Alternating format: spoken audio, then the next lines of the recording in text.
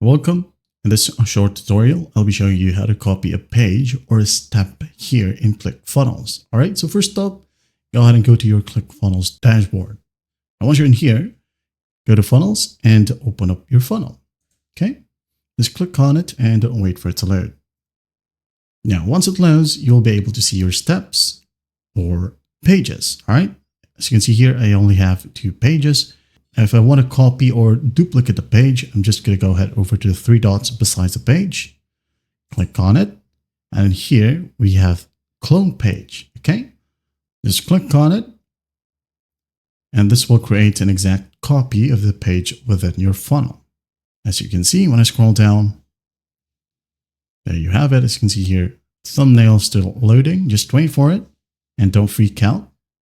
And when you go ahead and open it up, like so, as you can see, and you will notice that nothing has changed. All right, there you have it. That's how you copy a page in ClickFunnels. Well, I hope this video helps, and I'll see you in the next one.